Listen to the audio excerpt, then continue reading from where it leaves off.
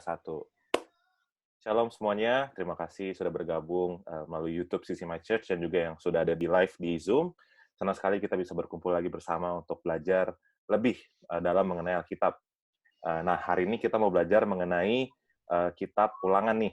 Jadi pastinya kita seperti minggu lalu kita udah belajar kitab Bilangan. Nah, hari kita mau belajar juga lebih, kita kupas lagi lebih dalam kitab Ulangan ini. Dan silakan saya silakan kepada Pastor Riza untuk bisa lead us di sesi kita malam hari ini. Okay, very excited about tonight's session karena ini kitab terakhir di Taurat, right? So before I start, kita bisa doa dulu. Aku minta Alex untuk bisa pimpin kita dalam doa. Silakan Alex. Thank you. Oke teman-teman, kita bersatu dalam doa. Tuhan, terima kasih Tuhan atas kasih-Mu Tuhan, sehingga kami bisa belajar lagi Tuhan untuk hari ini Tuhan, yang hari ini ada sesi kitab Ulangan Tuhan. Tuhan, kiranya Kau siapkan hati kami Tuhan, siapkan pikiran kami Tuhan, agar kami mendapatkan pengajaran dan pewahyuan yang baru Bapa. Terima kasih Tuhan, kami serahkan ke dalam tangan-Mu sesi hari ini Tuhan, dalam nama Tuhan Yesus, haleluya, amin. Oke, langsung aja kita mulai. I'm gonna share my screen. Kitab Ulangan. Present ya, oke. Semua materi ada di sini. Kelihatan ya, jelas ya? Ya. Oke. Wait. Ini biasa saya mau hide dulu. Oke, right. Now, kitab Ulangan itu adalah kitab terakhir di kitab Taurat dari 5, namanya Pentateuch ya. Ada 5, jadi Kejadian, Keluaran, Imamat, Bilangan, Ulangan. Secara tradisional dipercaya bahwa Musa menulis 5-5-nya. Walaupun seperti saya uraikan sebelumnya, ada orang-orang yang membantu Musa dan juga yang melengkapi kitab-kitab ini. Di tahun 538-an dilengkapi lagi waktu kompilasi. Tapi judul kitab Ulangan aslinya adalah bukan Ulangan, Eleh Hadebarim, yang artinya these are the words. Inilah kata-kata. Nah itu gini, jadi kalau di kitab Kejadian, Keluaran, itu selalu judul kitab itu dari kata pertama daripada ayat itu. Jadi kan di Ulangan 1, inilah kata-kata, jadi these are the words. Tapi kitab Ulangan itu terambil dari versi Yunaninya. Jadi Alkitab itu aslinya bahasa Ibrani yang Perjanjian Lama, tapi ada terjemahan Yunaninya tahun 300-an, waktu zaman Yunani. Nah, itu dari terjemahan Yunaninya nama Deuteronomy. Artinya adalah repetition of the law. Kenapa dikatakan repetition? Karena di kitab Imamat, Bilangan sudah dikasih law-nya, tapi di Ulangan sebelum masuk ke tanah perjanjian diulang lagi. Nah, makanya namanya Ulangan. Lalu settingannya itu di seberang Sungai Yordan, di tanah Moab, diceritakan. Jadi di pinggir Sungai Yordan itu diceritakanlah kejadian-kejadian di kitab Ulangan ini. Tulisannya ditulisnya sekitar tahun 1406 Masehi, sebelum Masehi, tapi dilengkapi sekitar tahun 538. Jadi ada beberapa cerita di situ kayak Musa mati gitu kan. Nggak mungkin kan Musa mati dia tulis sendiri tentang kematiannya. Itu juga orang lain yang tulis. Yang menarik di Ulangan ini ada profesi-profesi. Nanti saya tunjukkan. I think the final slides will be very interesting tentang tentang profesi mengenai kejatuhan Israel. Jadi ada 5 strukturnya di kitab Ulangan ini. Yang satu adalah pendahuluan tentang, biasanya itu cuma 5 ayat aja tentang kitab ini soal apa. Lalu ada sekitar 4 pasal tentang background sejarahnya kitab ini. Lalu penentuan perjanjian. Nah, ini yang sangat kuat ya, elemen sangat kuat kalau kita belajari adalah perjanjian gitu. Perjanjian gitu. Covenant. Jadi kalau orang lagi suka untuk bahas covenant theology atau teologi tentang perjanjian, mereka biasa ambil dari kitab Ulangan. Nanti saya akan bahas juga tentang the danger of preaching Ulangan gitu. Karena kalau kita banyak sekali orang khotbah Ulangan 28, Ulangan 29 dan itu menjadi ancaman atau menjadi iming-iming gitu. Bahasa Jawanya iming-iming adalah ya pokoknya diimingin sesuatu lah untuk diberkati. Nah, itu problematik sekali, nanti kita akan bahas juga. Yang menarik di kelima adalah kepemimpinan. Seperti teman-teman tahu bahwa yang masuk ke tanah Israel itu umurnya sekitar 40-an. Ya, jadi muda, ini generasi cukup muda, dan pemimpin yang tua aja itu paling tua Kaleb dan Yosua umur 80-an. Kaleb sekitar umur 85 tahun waktu itu. So Musa mati umur 120. Dan yang lain mati semua. Jadi this is a young generation, pergantian kepemimpinan. Terus lagu-lagu Musa Lalu berkat Musa untuk suku-suku terakhir sebelum dia meninggal, akhirnya dia mati juga di pasal 34, lalu diganti ke Yosua. Ini, sorry, box-nya agak sedikit off tadi. Settingannya Keluaran memberikan pengarahan untuk membangun bait Tuhan. Kan baru keluar kan, dikasih pengarahan. Imamat memberikan hukum dan peraturan. Bilangan menceritakan tentang penundaan. Gitu. Jadi setelah ada hukum, peraturan, pengarahan, ada penundaan. Nah, yang paling seru di ulangan adalah penggenapan. Penggenapan janji Tuhan. Dengan bahwa bangsa Israel masuk ke tanah Kanaan. Jadi kalau kita lihat dari sini aja bisa lihat dalam kehidupan kita, Tuhan selalu memberikan pengarahan, visi. Visi. Contoh supaya ini lebih friendly, ya kayak Michael gitu. Michael ke Melbourne umur 18 tahun, ya untuk sekolah gitu. Dikasih pengarahan, oke kamu sekolah gitu. Terus kasih hukum dan peraturan. Kalau Michael belajarnya rajin, lulus. Kalau nggak rajin dan tiap weekend ke tempat yang tidak benar, maka ya nggak lulus gitu ya. Tapi kalau weekendnya ke gereja, ketemu Tuhan, lulus. Itu kan hukum peraturan kan. Lalu ada penundaan gitu. Tapi Michael tidak mengalami ini karena Michael student yang baik. Ada beberapa student-student yang mengalami penundaan padahal loh. Tapi dia bilang, "Pastor, saya sudah ke gereja, saya sudah rajin, saya sudah belajar, semua yang saya sudah lakuin. Kok ada penundaan ya? Fail gitu." Ya. Penundaan bisa juga karena finance. Ada juga one of our saudara kita juga di Melbourne, dia pintar sekali anaknya, brilliant. I think I would say almost genius. Pernah saya tawarin PhD juga, dia nggak mau. Terus dia bisa semuanya, tapi dia udah sekolah, lalu nggak ada dana, jadi harus pulang. Nah ini kan penundaan gitu kan. Kalau kita lihat dari lensa kita itu penundaan. Tapi yang menarik adalah bayangkan teman-teman, kalau bilangan tidak pernah ada, jadi kalau tidak pernah ada penundaan, maka you know what happened? Yosua tidak akan pernah memimpin bangsa Israel masuk ke tanah perjanjian. Itu kitab Yosua nggak ada. Jadinya kita nanti punya kitab Musa yang ke-6. I don't know what's gonna happen. It's gonna very silly sih sebetulnya menurut saya. Musa 20 tahun mimpin bangsa Israel masuk tanah Kanaan terus mati dalam setahun 2 tahun. Jadi Tuhan itu memang bekerja lewat penundaan. Jadi bilangan itu adalah satu kitab yang tragis buat orang-orang yang tertunda, mati kan mereka di padang gurun. Tapi buat anak-anak muda waktu itu yang umur 40, itu adalah kitab yang itu kitab yang memberikan mereka kesempatan untuk maju. Ini generasi baru. In a way, it's quite interesting, karena gini loh, yang mati itu kan 40 tahun ke atas di bilangan, 40 tahun keliling. Yang sebetulnya muda-muda waktu itu, mereka tidak terlalu mengalami penjajahan di Mesir. Dalam arti mereka masih kecil lah waktu penjajahan di Mesir. Which means mentalitas mereka lebih fresh. Mereka punya lebih optimis. Mereka lebih punya, buat Tuhan mengeluarkan bangsa Israel dari Mesir, it's quite easy, okay? Kepetik jari lah, tula, selesai keluar. Tapi mengeluarkan Mesir dari Israel itu sulit sekali. Maksudnya apa? Mereka udah keluar secara fisik, tapi mentalnya itu masih mental dijajah, bangsa yang dijajah banget. In a way, bilangan harus terjadi, penundaan harus terjadi supaya keren banget ini kata-kata. Penundaan harus terjadi supaya rencana Tuhan tergenapi. How amazing is that, right? Dan sekarang-kadang kita bilang, aduh Tuhan, cepat. Tapi kadang penundaan harus terjadi loh. Kita pingin banget secara gereja bertumbuh ke 10.000, 12.000 secara cepat. Tapi harus ada penundaan, ada COVID, ada kebakaran. Tapi bayangkan dengan COVID, dengan kebakaran, you know what happened? Kita belajar untuk melayani secara online lebih efektif. Viewership, subscription, segala macam, getting stronger. Although seperti khotbah saya minggu lalu, nilai kita tidak ditentukan oleh itu tentunya. Juga kita lebih baik lagi, apa yang kita bangun sekarang, Main Sanctuary lebih smart lagi, lebih teknologi dan lain sebagainya. You know what happened? Penundaan terjadi untuk Tuhan mempersiapkan kita dan new normal. Oke, ya vaksin nggak vaksin lah, pokoknya new normal. Boom, there's gonna be like taking off, I think so. Karena penggenapan janji Tuhan terjadi setelah penundaan. Jadi buat teman-teman atau Bapak Ibu Saudara semua yang sedang menonton ini yang merasa kehidupan yang tertunda, tenang, penggenapan janji Tuhan ada setelah penundaan itu. Ya, sebelum saya mulai khotbah, ini kan Bible study, jadi harusnya nggak khotbah, tapi udah gayanya khotbah. Oke, secara tema teologis ada beberapa tema di sini, tema teologis ya. yaitu janji Tuhan menjadi pelindung Israel. Nah, mungkin bisa digarisbawahi sendiri masing-masing.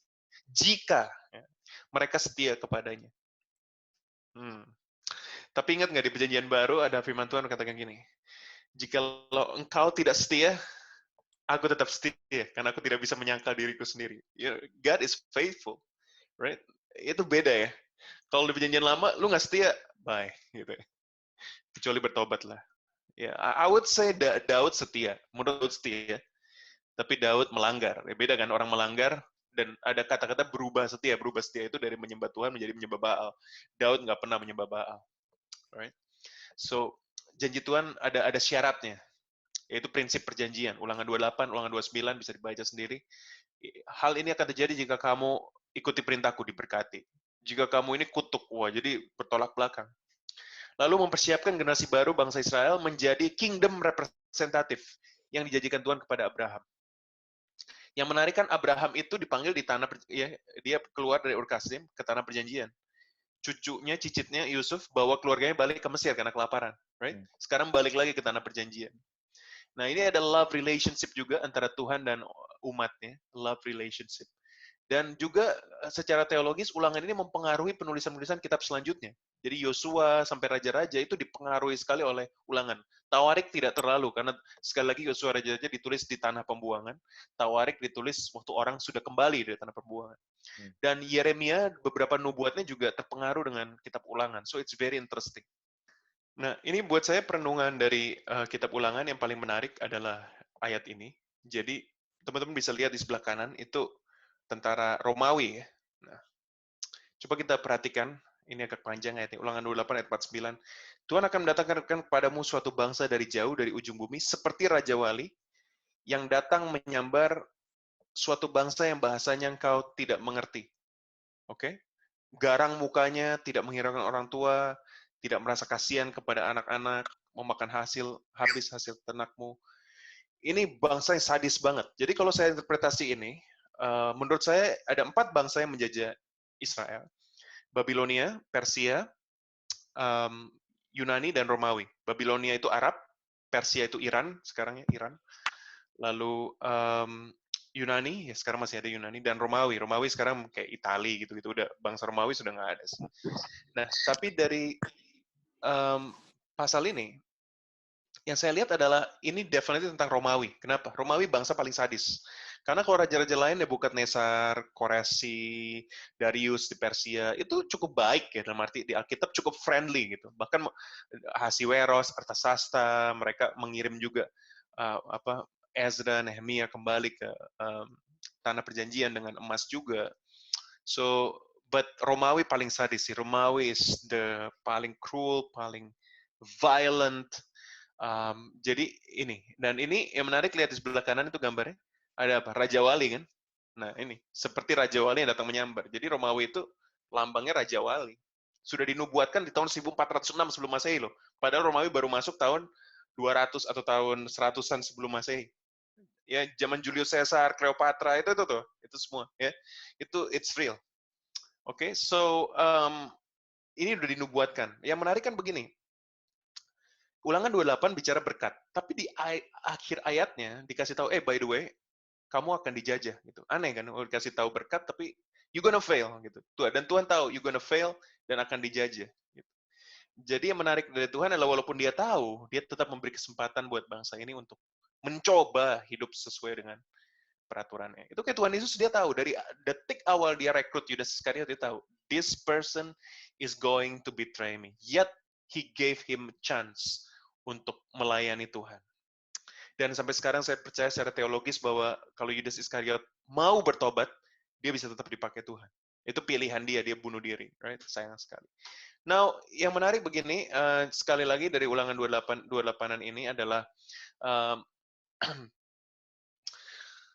begini, bahayanya khotbah di Ulangan 28 dan Ulangan 29, kita kembali ke perjanjian lama di mana segala sesuatu yang terjadi dalam hidup kita, berkat atau kutuk, itu tergantung apa yang kita lakukan.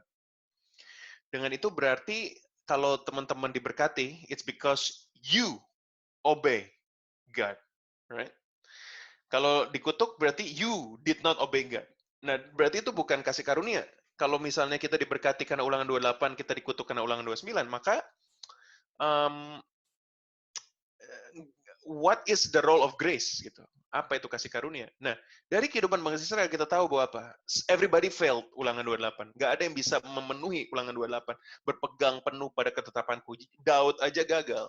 Salomo aja gagal. You know, no one can do that.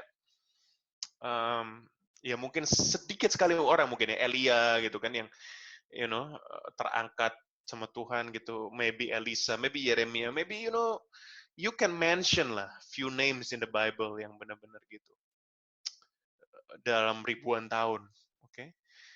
Tapi dijelaskan di Ulangan 18 ayat 18, seorang nabi akan kubangkitkan bagi mereka, ya orang yang tidak mendengarkan ya daripadanya akan tutup tanggung jawaban. Jadi nabi ini sebetulnya kalau menurut saya ini adalah nubuatan tentang Tuhan Yesus. Jadi dikasih tahu bahwa, you guys, you're not gonna make it, but aku akan bangkitkan seseorang yang akan membuat kamu bisa gitu. Nah, ini dia Roma 8 ayat 1 berperan di sini. Ulangan 28 harus diterjemahkan dengan Roma 8 ayat 1. Demikianlah sekarang tidak ada penghukuman bagi mereka yang ada di dalam Kristus Yesus. Roh yang memberi hidup telah memerdekakan kamu dalam Kristus dari hukum dosa dan hukum maut. Sebab apa yang tidak mungkin dilakukan hukum, lihat nih, apa yang tidak mungkin dilakukan hukum Taurat, karena tak berdaya oleh daging, it's impossible lah kita mengikuti ketetapan Tuhan 100%. Karena kita ada daging. Tapi telah dilakukan oleh Tuhan dengan jalan apa? Mengutus anaknya sendiri dalam daging. Yang serupa dengan daging yang dikuasai dosa karena dosa. Ia telah menjatuhkan hukuman atas dosa di dalam daging. Maksudnya apa? Tuhan Yesus sendiri tahu kita lemah dagingnya. Dia datang sebagai daging, dia mati di kayu salib. Sehingga kita punya dua advantage dibandingin orang-orang yang hidup di kitab Ulangan. Yang pertama, kita bukan lagi dalam penghukuman. Kalau orang di Ulangan, mereka tuh sudah dihukum dulu dari zaman Daud. Jadi mereka tuh udah orang berdosa. Maka untuk mereka bisa tidak ada penghukuman, mereka harus berbuat sesuatu, korban bakaran, memperingati Tuhan, mentaati hukum Tuhan. Jadi mereka datang dari point of weakness. Oke? Tapi kalau kita dari point of strength, karena kita udah ditebus, brand new, ya, clean slate. Ini buku baru, ya. Jadi kosong, putih. Oke, kalau orang Israel enggak, udah hitam dulu. Mereka coba memutihkan, hitam lagi. Coba memutihkan, hitam. Kalau kita enggak, kita putih. Ada dosa, diputihkan lagi. Ada dosa, diputihkan lagi. Ya, gitu kan. Lalu orang nggak terima, bilang, oh pastor, terlalu fanatik dengan kasih karunia. Saya tidak fanatik dengan kasih karunia. Saya fanatik dengan Tuhan Yesus. Buat saya pengorbanannya satu kali cukup tuh selama-lamanya. Oke, tapi orang bodoh seperti apa yang diampuni terus bilang, ya udah deh dosa lagi. Nah, kalau orang bilang gitu, udah deh dosa lagi biar diampuni. Itu orang definitely 100% belum pernah menerima Tuhan Yesus sebagai Tuhan Juru Selamat. Kenapa? Kalau sayang sama Tuhan Yesus, nggak mungkin dia dengan sengaja akan menulis-nulis dosa gitu, nggak mungkin. Dia mau tetap putih, kan dia mau menyenangkan hati Tuhan. Itu yang pertama, kita dari point of strength. Yang kedua, kita punya Roh Kudus.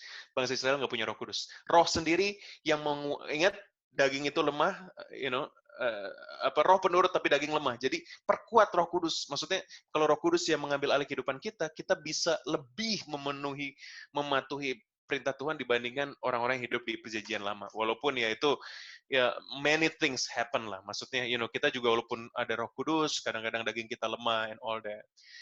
Dan yang menarik adalah dua advantage ini bisa membuat kita lebih sukses mengikuti perintah Tuhan, bukan karena kekuatan kita, tapi karena Roh Kudus yang ada dalam kita.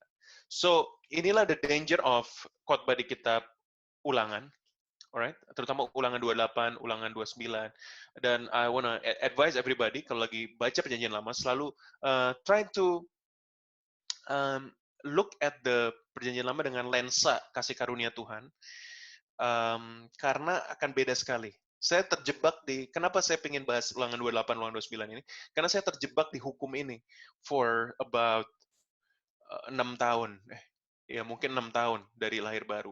Jadi kalau saya merasa ada bonus di kantor gitu kan, dapat income tambahan atau dapat bonus, langsung saya bilang, wah thank you Tuhan, saya udah melakukan Ulangan 28. Dan kalau terus gaji telat gitu atau kecolongan gitu kan, atau kartu ATM hilang, aduh ada kutuk nih, apa ya seminggu ini yang saya terus langsung buka diary gitu, gue dosa apa? Oh Senin marah, oke.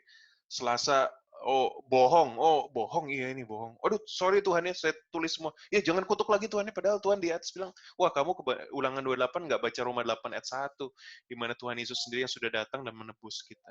So I think I would say Ulangan 28 ditulis untuk menyatakan kepada kita bahwa you cannot fulfill the laws of God, nggak bisa. Maka itu you need Jesus, Nabi yang dinubuatkan di Ulangan 18 ayat 18 untuk datang dan memenuhi perintah Tuhan di dalam daging. Dia sebagai daging dia memenuhi perintah Tuhan, and itu fulfill semuanya. So I think that's basically it for Ulangan. Tadi sebelum sesi ini mulai ada 2 pertanyaan yang teman-teman sudah tanya sebelumnya. Saya udah siapin juga. Jadi langsung aja kita ke Q&A, and then we can conclude. Yeah.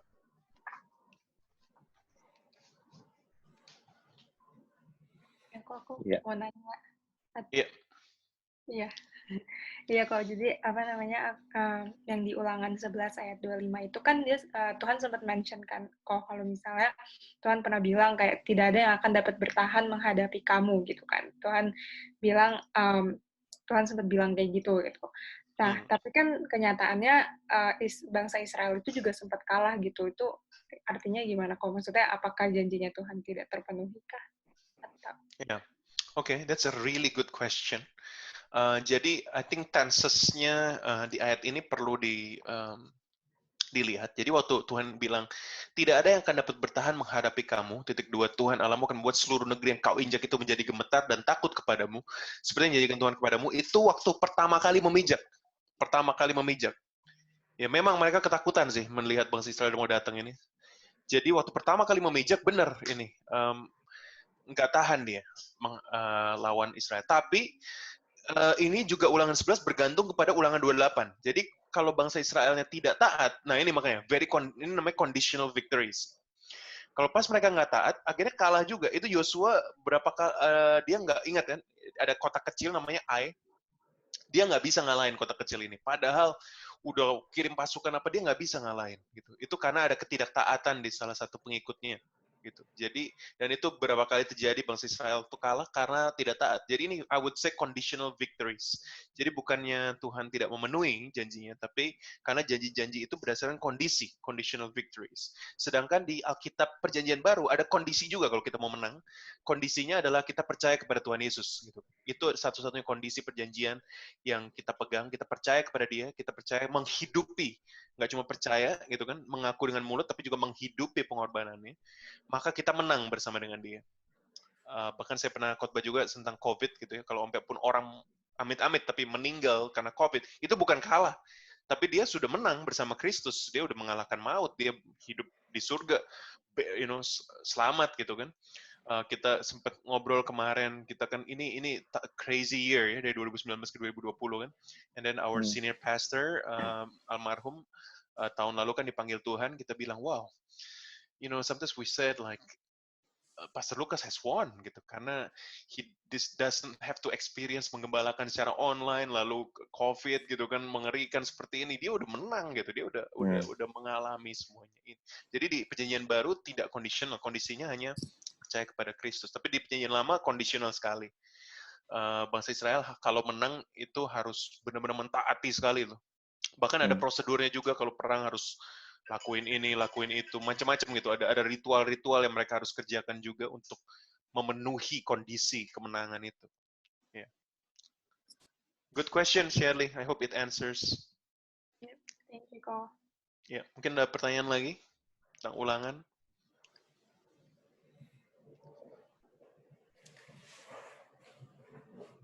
Saya, Pastor. Oke, Theo, ya gimana? Kan kalau nggak salah di dalam Ulangan ini kan juga mengatur tentang perceraian ya. Iya, betul. Nah, tapi Tuhan Yesus juga bilang nggak boleh cerai. Nah, apakah di sana sebenarnya Tuhan Yesus membatalkan perintah Musa mengenai perceraian atau gimana? Really good question. Iya. Oke, jadi memang Tuhan Yesus pernah bilang, ini Markus 10. Nah, ini konteksnya. Orang Farisi kan mengerti sekali hukum Taurat, lalu mencoba Yesus, dia bilang, boleh nggak suami ceraikan istrinya? Gitu. Tapi menarik kan begini, Yesus tanya lagi kepada mereka. Tuhan Yesus tanya lagi, oke, kalau Musa bilang gimana? Nah, Musa bilang, Musa memberi izin untuk menceraikannya dengan membuat surat cerai. Jadi Musa memang mengatur di kitab Ulangan tentang surat cerai. Nah ini, kata Yesus kepada mereka, justru karena ketegaran hatimu lah, maka Musa menuliskan perintah ini untuk kamu. Titik. Sebab pada awal dunia, Allah menjadikan mereka laki-laki dan perempuan, lalu akan yaitu menikah, menjadi satu daging. Demikian mereka bukan lagi dua, melainkan satu. Karena itu apa yang telah dipersatukan Allah tidak boleh diceraikan manusia. I have a friend, Christian, dari mereka pacaran, saya udah kenal mereka, pelayanan juga, pelayanan di gereja, dua-duanya. Yang perempuan bukan dari Kristen, ya perempuan masuk tanda kutip Kristen, tapi perempuannya lahir baru juga, benar-benar sungguh-sungguh. Perempuannya bilang, ini sedih ya dengar cerita ini. Saya suka loh Kristen, soalnya Kristen itu nggak boleh cerai. Oke, ya kan? Karena perjanjian baru. Markus 10:2-7. Mereka membangun hubungan, punya anak, cerai. Diceraikan sih, diceraikan. Istrinya bertanya, loh, bukannya Kristen nggak boleh cerai? Suaminya bilang, boleh. Dari mana? Ulangan, ya kan? Ulangan mengatur perceraian. Nah, tapi yang menarik begini, Tuhan Yesus bilang, memang Musa menuliskan perintah, tetapi maksud Musa apa? Ini perintah ditulis karena orang begitu, bayangkan ya, ini orang bebalnya minta ampun orang-orang Israel ini. Ya kan, kalau nggak ditulis hukum cerai, hancur lah ini bangsa, benar-benar ngawur aja udah, dia menikah sebanyak-banyaknya ya udah kayak Salomo gitu kan. Ya kan, sebanyak-banyak istri gitu kan, nggak cerai, nggak ada hukum, nggak jelas. Jadi Musa dengan berat hati, karena tahu ketegaran hati bangsa, ya udah deh, inilah peraturan surat cerai. Tapi bukan berarti itu kehendak Tuhan loh. Kalau menurut Tuhan Yesus di Markus 10, kehendak Tuhan nggak boleh cerai. Mau urusan zina, nggak zina, apa sih, nggak boleh cerai. Tetapi, begini, ini ingat firman Tuhan bilang, sebisa mungkin jika itu bergantung kepadamu, hiduplah dengan berdamai dengan semua orang. Saya punya prinsip dalam kehidupan, kita sebagai Kristen anak Tuhan, kita tidak boleh menggugat cerai. Oke? Mau alasan itu apapun. Tapi banyak kasus, dan saya tahu secara personal, orang-orang dekat dengan saya, termasuk teman saya ini, dia digugat cerai. Oke, dia digugat cerai. Dia memenuhi perjanjian pernikahannya di mata Tuhan. Itu kan perjanjian pernikahan bless ya. Dia memenuhi bagian dia, tapi suaminya menggugat cerai. Begitu. Alasan macam-macam. Oke? Lalu dia bilang, di mata Tuhan, saya bilang saya tidak mau cerai. Kamu bagaimana? Oh iya, gugat terus gugat. Oke. Karena kamu menggugat, ya udah, terjadilah sesuai dengan kamu. Yang membatalkan perceraian itu bukan dari pihak yang digugat, tapi yang menggugat. Oke. Di mata Tuhan, orang yang digugat itu, menurut saya, boleh komplain, silakan di komen di YouTube, atau direct message me, jangan sih. Oke. Tidak salah digugat, ya kan? Gitu. Harusnya salah yang menggugat dong, ya kecuali gugatnya gugat-gugat jebakan, itu beda lagi, kan? Cuma kita di mata Tuhan, kita pernikahan harus menjaga perjanjian pernikahan sesuai dengan firman Tuhan yang terbaik. Memang pernikahan dua pihak, kalau yang satu menjaga, yang satu nggak mau, ya nggak bisa dipaksakan. Gitu. Jadi jawabannya adalah benar. Tapi menjawab Theo, apakah dia membatalkan perintah Musa? Tidak. Jawabannya dia menggenapi perintah Musa. Karena Musa itu bukan memerintahkan perceraian. Musa mengatur surat cerai. Gara-gara ketegaran hati bangsa Israel. Sedangkan Tuhan Yesus memenuhi kehendak Tuhan dan berkata, ini aslinya Tuhan maunya begini. Bangsa Israelnya nggak ngerti. Oh gitu. Karena mereka kan mainnya hukum. Tapi Tuhan main relationship. Gitu. Nah, jadi dia menggenapi. Gitu. Sama seperti sunat. Oke? Sunat itu adalah tentang kenajisan. Itu kan satu figuratif di mana kita dibedakan gitu. Nah, kalau di perjanjian baru digenapi, itu Paulus bilang nggak perlu lagi. Nggak perlu lagi. Kenapa? Karena itu digenapi, kita bedanya apa? Gaya hidupnya yang berbeda, bukan penampilan berbeda, bukan ritual berbeda, tapi gaya hidup. Jadi Tuhan Yesus menggenapi hukum Taurat, termasuk sunat, termasuk ya ini soal perceraian, soal Banyak lah hukum-hukum gitu ya. Contoh lagi. Perpuluhan, ya kan? Perpuluhan. Pastor, harus ke perpuluhan. Apakah Tuhan Yesus ini membatalkan? Aku bilang justru menggenapi. Kenapa? Perpuluhan itu kan hukum. 10% gitu kan, kasih ke Tuhan. Kalau Tuhan Yesus berikan seluruh hidupmu kepada Tuhan. Kalau udah berikan seluruh hidup, udah nggak ngitung lagi. Dia diberkati, dia beri buat Tuhan, dia beri buat orang-orang. Jadi buat saya udah itu penggenapan. Jadi kalau orang bilang, Pastor, itu perpuluhan nggak Alkitabiah, kan nggak ada di Perjanjian Baru. Saya bilang, justru di Perjanjian Baru berikan seluruh hidup kan. Dengan segenap hatimu gitu, dengan segenap kekuatanmu, itu kan lebih dari perpuluhan buat saya gitu. Jadi ya banyak sekali hukum-hukum itu yang memang tidak ditulis lagi di Perjanjian Baru. Bahkan sepertinya yang ini ya kayak perceraian dibatalkan, padahal itu aslinya bukan pembatalan, penggenapan. Itu seru banget itu. Jadi ya semoga menjawab, dan ya semoga ada yang dengar ini dan peaceful ya dalam hubungannya juga kalau memang mengalami masalah-masalah seperti ini, dan teman-teman yang join live atau YouTube bisa sharing tentang kebenaran firman Tuhan ini. Jadi kalau ada teman-teman bilang, oh boleh tuh Kristen cerai, di Ulangan diatur, bilang baca Markus 10 ayat 2-7 gitu. Itu perspektif itu ya. Dan Maleaki juga jelas kok bilang Tuhan membenci perceraian bahkan itu kan. Jadi jangan cuma dari Ulangan saja, karena itu kepaksa tuh Musa nulis surat cerai buat orang-orang yang bebal saat itu. I think itu aja. Mungkin ada pertanyaan lain? All good? Oke, ini saya stop share. All good sepertinya. All good. Oke. Kalau all good, teman-teman, thank you so much for participating. Bentar lagi kita doa, tapi ini akan sedikit berbeda. Jadi kita akan break minggu depan karena kita akan lagi reconceptualize. Kita udah cover Ezra, Nehemia, Esther, lalu udah 8 kitab so far. Oke, udah 2 bulan, puji Tuhan. But minggu depan kita akan berbeda. Jadi kita akan masuk format baru. Nanti akan diinform lagi. But thank you for this past 8 weeks. It's been wonderful. Nanti dengan format baru kita akan cover yang lain lagi. Oke, saya akan tutup dengan doa. Let's pray. Thank you Tuhan, kami bersyukur buat hari ini kami membahas tentang Ulangan. Terima kasih Tuhan karena kami tidak hidup lagi di hukum Taurat di Perjanjian Lama, di mana apa yang berkat atau kutuk itu tergantung dengan apa yang kami lakukan. Tapi kami bersyukur bahwa kami tidak lagi hidup dalam kutuk menurut Roma, karena Tuhan Yesus yang sudah disalibkan untuk kami, maka kami bisa hidup dengan confidence bahwa kami hidup dalam berkat Tuhan. Sehingga waktu kami mentaati perintah Tuhan itu bukan supaya kami diberkati, tapi karena kami tahu kami sudah diberkati Tuhan, dan kami mau terus hidup dalam melakukan kehendak Tuhan karena kami mengasihi Tuhan. Yang berdoa Tuhan buat teman-teman kami juga mendengarkan ini. Kami berdoa supaya kami semakin sadar bahwa Tuhan Yesus adalah penggenapan hukum itu sendiri, bahwa banyak hal yang sudah digenapi oleh Tuhan, dan bahwa kami harus berjalan menurut kehendak Tuhan. Yang berdoa Tuhan, biarlah seperti bangsa Israel yang dipersiapkan di kitab Ulangan untuk masuk ke tanah perjanjian. Demikianlah kami untuk masuk ke tanah perjanjian, banyak janji-janji Tuhan di depan yang sudah Tuhan sediakan buat kami. Biar kami setia Tuhan, mengiring Tuhan sampai masuk ke tanah perjanjian itu. Terima kasih Bapak, dalam nama Tuhan Yesus kami berdoa. Amin. Amin. Thank you guys. See you again ya. Thank you all. See you next time. Thank you Pastor. Thank you semua. Bye.